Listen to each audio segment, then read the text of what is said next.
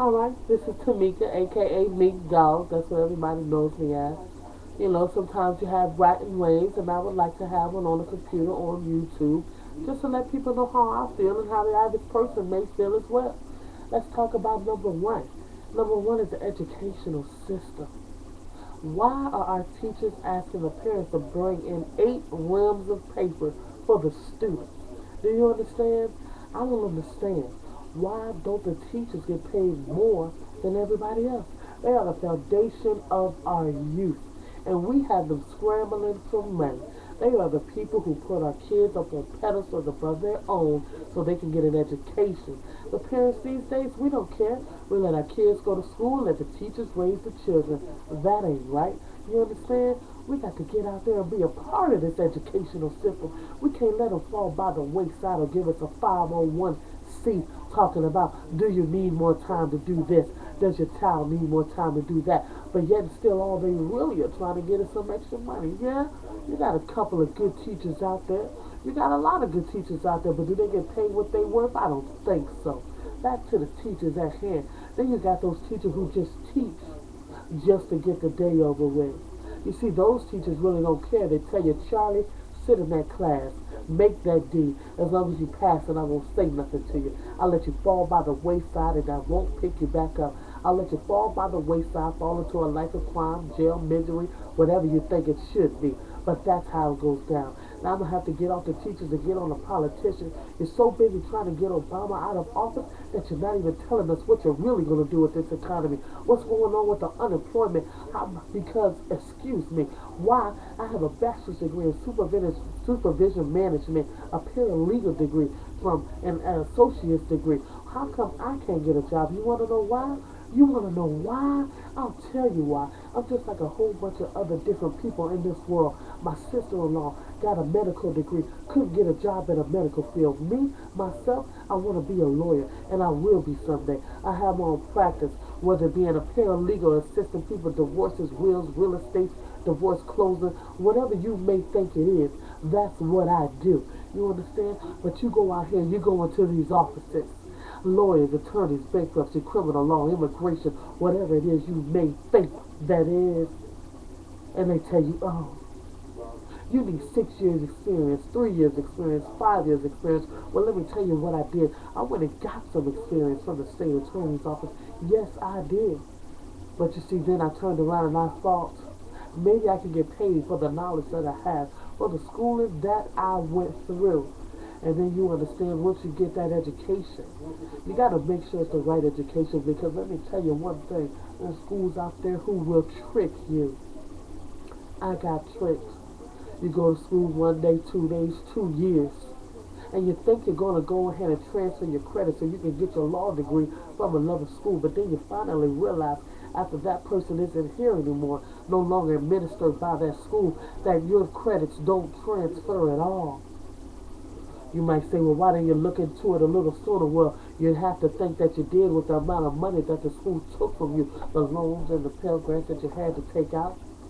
And then you wonder, well, what am I to do now? What you do is you get back up and you put your coat back on and you keep on trucking in that cold, hard weather out there. That's what you do. You keep on going, because that's what I did. I kept on going. Now let's get into another subject, our kids. Nobody has the right to tell me how to raise my kids. I'll listen to your suggestions. I'll even coattail to your advice. But when I'm handling mine, partner, you shouldn't say anything. You see, they are my kids. They are raised from me, my husband, nobody else. It does take a village to raise a kid, but those are my kids. The village needs to fall back and be behind me on what I say. You understand? Don't get it twisted. There's a lot of good ideas out there. It's a lot of super nannies, American nannies, but I tell you one thing, you shouldn't let your kid get to that point anyway. When your kid is around here calling you you're supposed to handle that right then and there, because they'll do it all over again. If your kid is acting up and you can't figure out why, you don't give up. You try again. You try so many things that your head starts spinning. You don't know what's going on. You just keep trying everything in the world that you can. Alright, let's go to another subject about what we wear.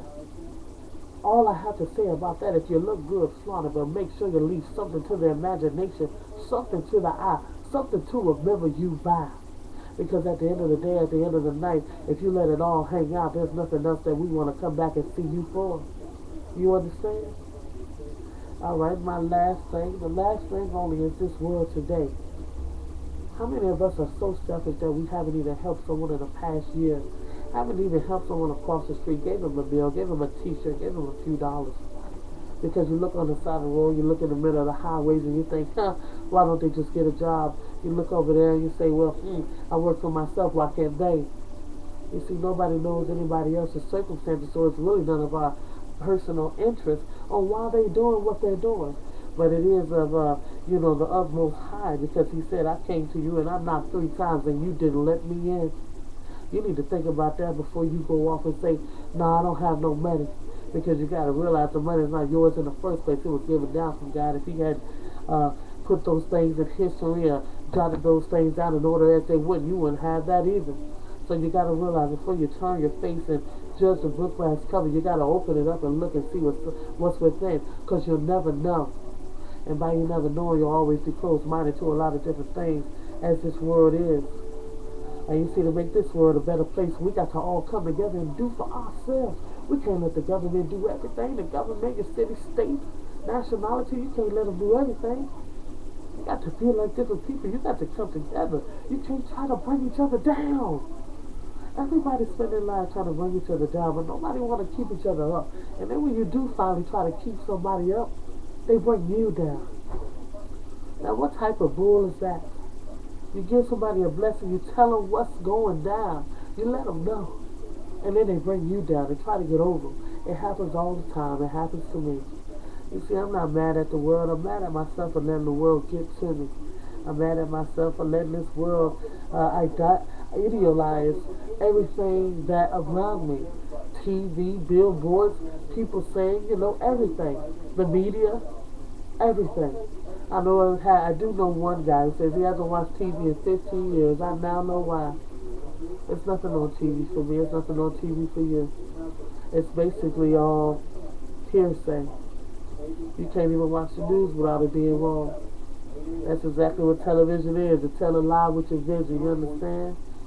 Now I am going to go back and I will say the news does give some good information, but come on. Are you telling me it's not really any good things that go on in the world today?